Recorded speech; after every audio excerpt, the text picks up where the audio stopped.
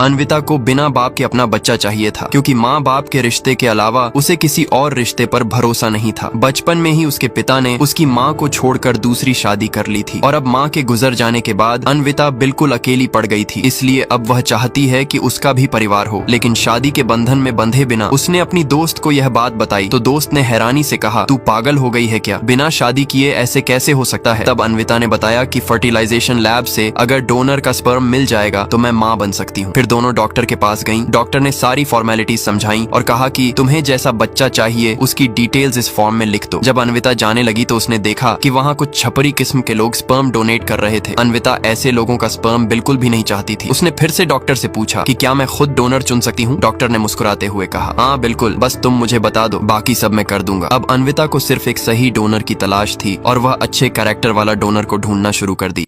अन्विता अब एक अच्छे लड़के का स्पर्म डोनर ढूंढने लगती है, लेकिन उसे कोई भी पसंद नहीं आता और इसी तलाश में एक दिन वह एक स्टैंड अप कॉमेडी शो में जाती है। वहाँ सिद्धू स्टैंड अप कॉमेडी कर रहा था। उसका कैरेक्टर और बिहेवियर देखकर अन्विता को वह बहुत अच्छा लगता है। तभी उसके मन में ख्याल आता है कि यही डोनर के लिए परफेक्ट रहेगा। अन्विता सीधे उससे बात करने की सोचती है, लेकिन तभी उसकी दोस्त रोक देती है और कहती है कि सीधा मत बताना वरना वह भी भाग जाएगा। इस बार संध्या सिद्धू के पास जाती है और उससे कैजुअली बातें करती है। फिर उसे अपने होटल में शो करने के लिए बुलाती है और सिद्धू भी मान जाता है। अगली सुबह सिद्धू होटल पहुंचता है, जहां अन्विता उससे मिलती है और कई सवाल पूछती है, लेकिन सिद्धू हर बात का जवाब मजाक और कॉमेडी में देता है। अन्विता को उसकी ये आदत अजीब भी लगी है और दिलचस्प भी। फिर अन्विता उसके बारे में और जानने के लिए उसकी कंपनी पहुंचती है। वहां पान वाले से पूछती है कि सिद्धू नशा करता है या नहीं। पान वाला झूठ बोल देता है कि सर तो बहुत सीधा साधा है। फिर सिक्योरिटी गार्ड और कंपनी के लोगों से भी पूछती है, लेकिन सब सिद्धू के बारे में अच्छा ही बताते हैं।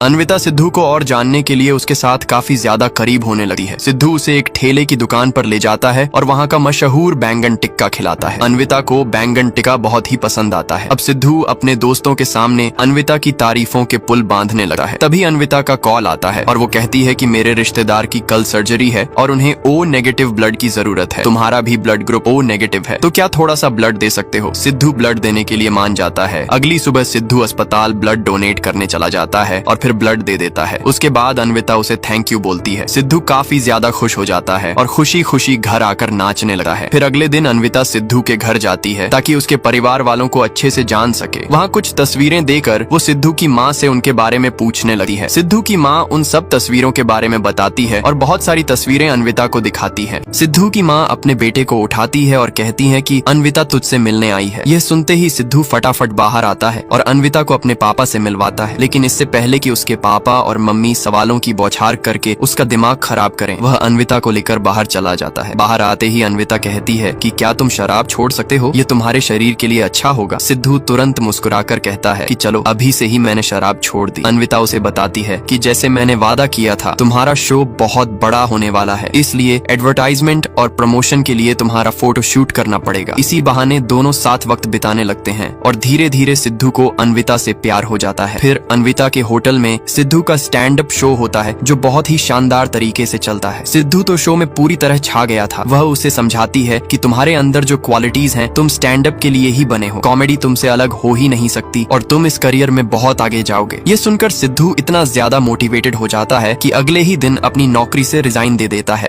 अन्विता को लगता है कि उसका डोनर उसे मिल चुका है और अब उसे सिद्धू को सब कुछ बताना होगा। अगले दिन दोनों मॉल में मिलते हैं और अन्विता सच बताने ही वाली होती है कि तभी सिद्धू उसे शादी के लिए प्रपोज कर देता है, लेकिन अन्विता उसके कान में सच बता देती है, जिससे सिद्धू हैरान रह जाता है। उसे पता चलता है कि अन्विता शादी नहीं करना चाहती लेकिन प्रेग्नेंट होना चाहती है। सिद्धू के दोस्त पूछते हैं कि अन्विता ने हाँ कहा या ना कहा। मजबूरी में सिद्धू बताता है कि वो उससे बच्चा चाहती है लेकिन शादी और रिश्ता दोनों नहीं चाहती। ये सुनकर सब लोग चौंक जाते हैं। वहीं अन्विता सोचती है कि उसे सिद्धू से माफी मांगनी चाहिए, क्योंकि उसे अंदाजा नहीं था कि इस सब में सिद्धू उसे सच में प्यार करने लगेगा। अगली सुबह सिद्धू के मम्मी पापा चिल्ला रहे होते हैं कि उसे नौकरी छोड़ने की क्या जरूरत थी। तभी अन्विता उससे मिलने आती है। दोनों अकेले में बात करते हैं और अन्विता कहती है कि प्यार और रिलेशनशिप उसके लिए नहीं है। वो सिद्धू से पूछती है कि क्या एक कुंवारी औरत मां नहीं बन सकती, लेकिन सिद्धू को उसकी बात समझ में नहीं आती। वो उल्टी सीधी बातें करता है और गुस्से में अन्विता वहाँ से चली जाती है। अन्विता गुस्से में सिद्धू सिद्धू से कहती है कि तुम खुद को कॉमेडियन मत समझना, क्योंकि तुम जोकर से ज्यादा कुछ नहीं हो। यह सुनकर सिद्धू हैरान रह जाता है कि अन्विता ऐसा कैसे बोल सकती है। अगले ही शो में सिद्धू स्टेज पर लड़कियों के बहाने देकर ब्रेकअप करने वाली बातों पर कॉमेडी करता है और फिर धीरे धीरे पेरेंट्स पर